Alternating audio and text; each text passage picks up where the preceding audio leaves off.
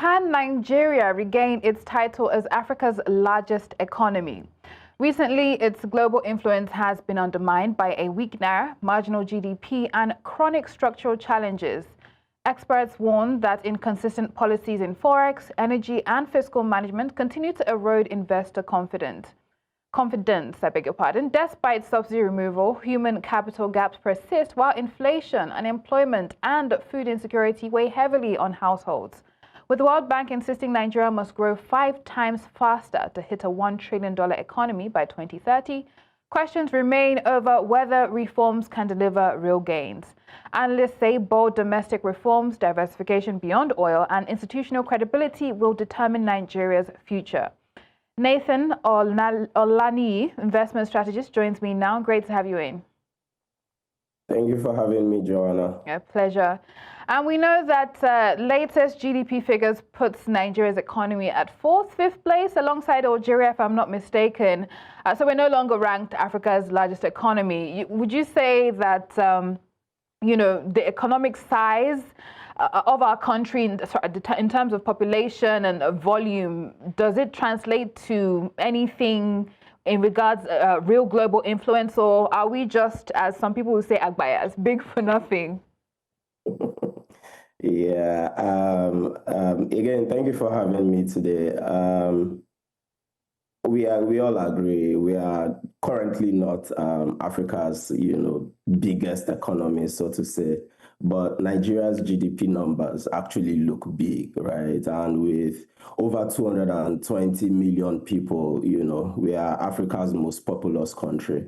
But the size on its own doesn't buy influence, right? What matters more is reliability in terms of investments, in terms of, that confidence that both the people with local capital and, people that are bringing capital from outside of Nigeria, what they want is really that reliability.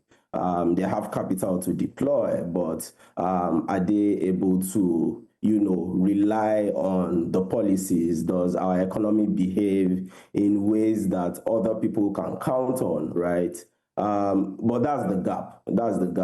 Take the naira, even the recent stabilization that we've seen over the last few months is still nowhere near, where we would love it to be. When the currency is that volatile, global partners don't trust the contracts. They don't trust that they can put in the money and get it out at the, at the kind of ROIs that they would like, right?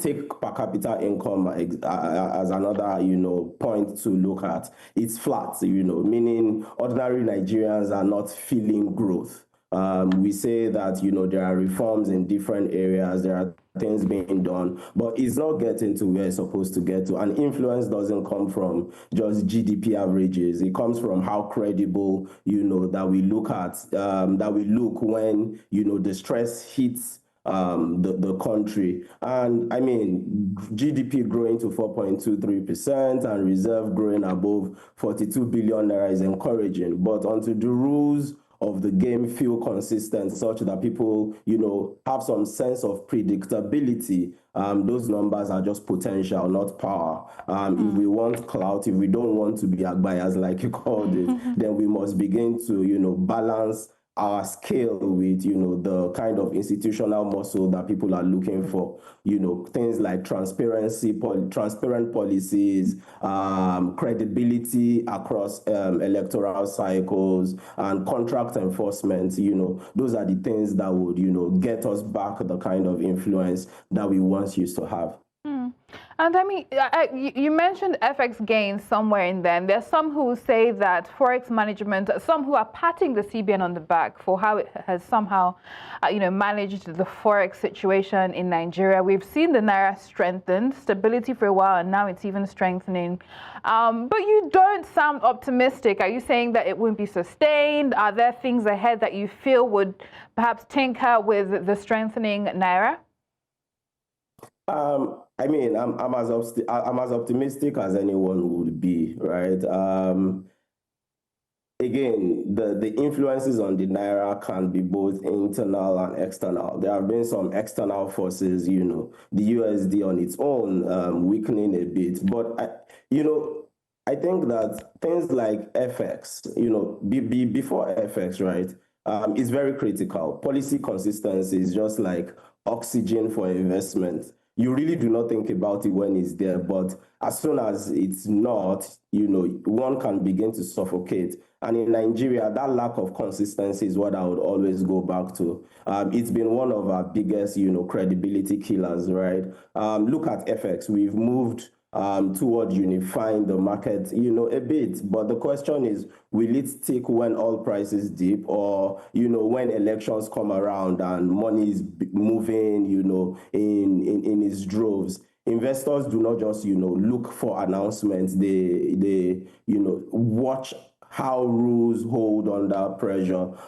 Same with energy pricing. You were just, a few minutes ago talking about how, a strike will probably affect, the prices of petrol on the streets. The government, scrap subsidies, but clarity on electricity tariffs and downstream pricing is still messy. I'm optimistic, but that optimism is up to the point, to the extent that we are able to maintain the level of credibility and reliability that everybody with capital that needs to invest, that needs to bring money into the country or invest in infrastructure is looking for. The good news is, like you said, we are seeing some progress.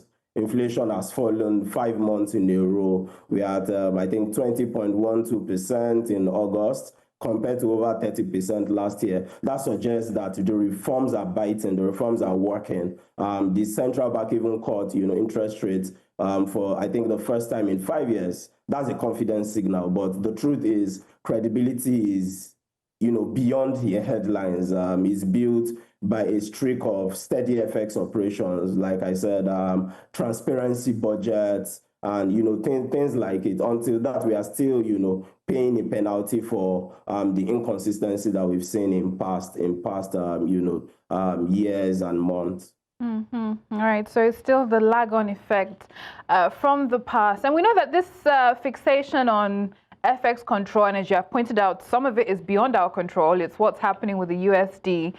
The fixation on Forex management is because we're trying to woo foreign direct investment, right? We're trying to woo investors into the country. But there are those who have argued that if we're looking to see any real development in Nigeria, economic development, it has to come from within. What are your points on that argument, that perhaps we need to look within and fuel our own development, raise funds within? We had Dangote at the Afrexim event earlier on saying that we should bring our money back to Nigeria and, invest and build. What are your thoughts on that? Focus on foreign direct investments for economic development and actually turning within and generating funds for our own development. I mean, that's, again, it just depends on how we are looking at it, right? Overall, development from within would most definitely be our best bet for, sustained growth. Again, balance of trades, how much more of importation of production do we do compared to that export side of things? Until, is economics 101, until you produce more than you consume, you're not doing as well as you should be doing, no matter, how much uptick in growth that we get. Of course, there's still the importance of bringing in foreign, investments. And like we've seen over the last few, years, because of the high interest rates that we've observed in our money markets, a lot of the money coming in are not, that money is not going towards building infrastructure. They are not going towards education or healthcare. Most of that money is just coming in, looking for the interest, the good interest rates environment that we have, that the CBN is using to control inflation. Most of that investment, that's what that most of that money that is coming in, that's what they are coming in for. And because they are not building infrastructure, they are not going into some of the sectors that we expect them to go into. They are of little or no value, to the economy.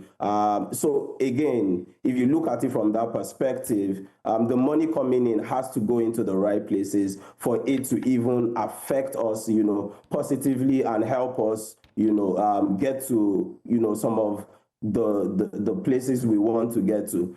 But if we then look internally again, we then need to see that if this money is not going to, if the external money coming in is not going to where it's supposed to go to, then we need to improve our production. We need to grow the level of, production that we have compared to how much of importation of value that we do. Indeed. So beyond job creation, are FDIs really impacting sustainable economic growth in Nigeria? I think that's a very big question and food for thought. But you've talked about production, and we know that there has been an attempt to diversify. Production was, focused on oil. That's the low-hanging fruit, and yes, it has buoyed our economy thus far. But there are questions about focusing on other areas and coming up with an industrial policy. We know that the likes of China, they had their industrial policy made in China in 2050, and that has perhaps what has propelled them. Where does Nigeria stand in all of this, looking beyond oil, especially considering the global energy transition, which may just be lip service, but where does Nigeria stand in all of this? I mean, really, really good question, and is one to continue to ponder on, especially when you look at countries like China, when you look at, countries around the world that have done really well with making that transition, right? Beyond even not just diversifying from oil, it's having strong institutions. But I mean, the short answer to the question is yes. We can still diversify, right?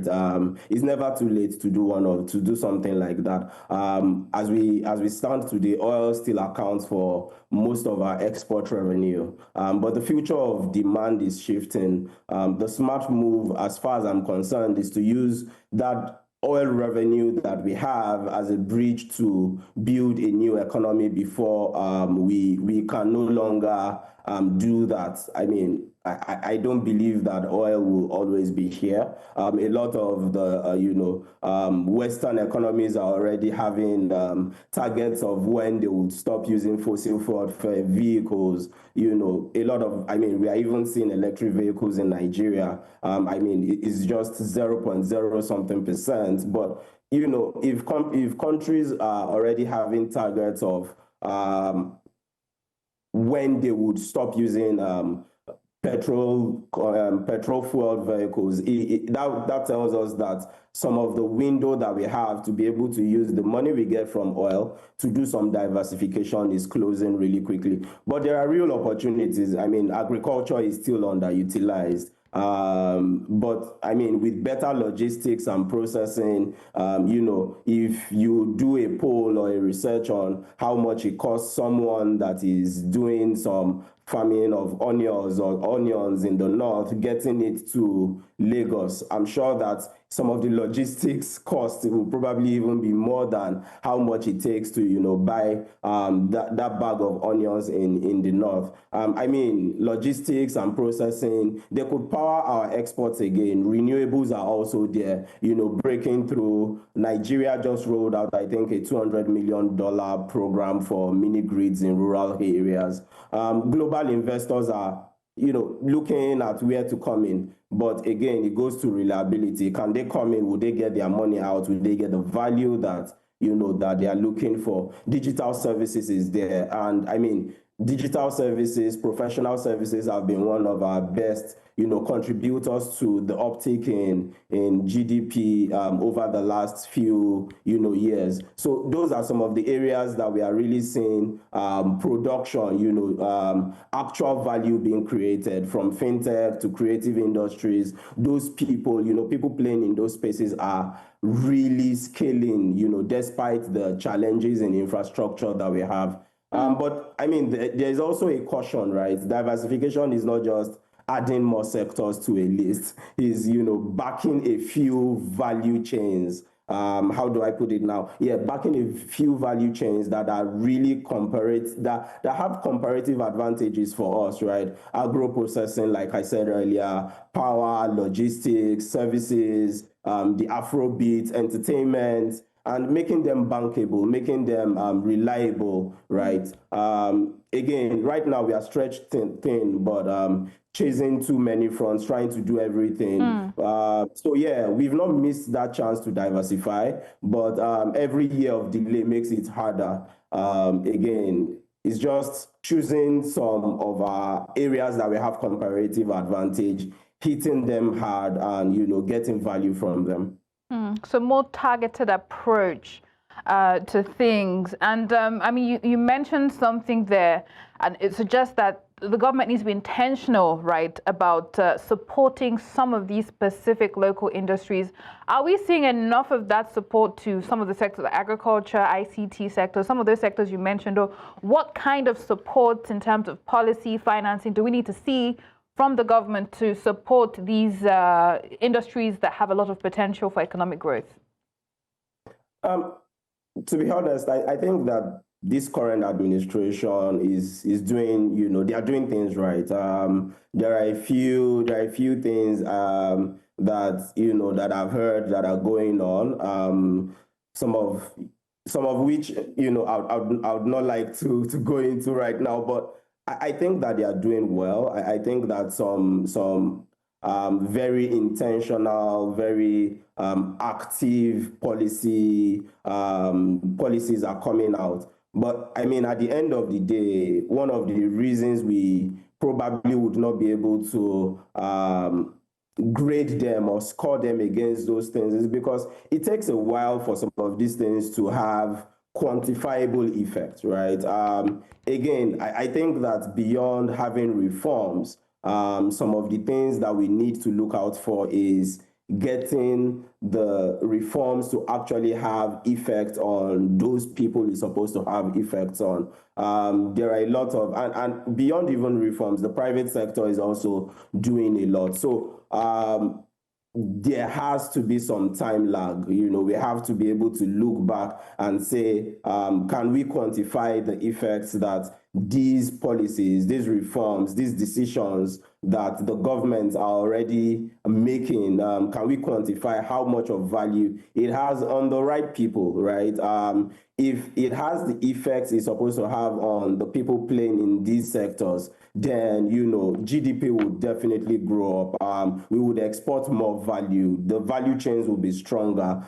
People would be able to rely more on being able to, ensure that when they invest on something, they have their ROIs, in check. Of course, investment is a risk game, but are they able to at least have some confidence in the systems that they are putting their money in? Some of these, reforms by the federal government, by some of the state governments as well, are already bringing in that confidence, but it takes time. It takes time to be able to quantify the confidence that they are building, in these institutions. Indeed, a bottom-up approach. Thank you so much for your time, Nathan Olaniyi, investment strategist. It's been a pleasure having you on the show this morning. Thank you very much, Joanna. Thank you for having me.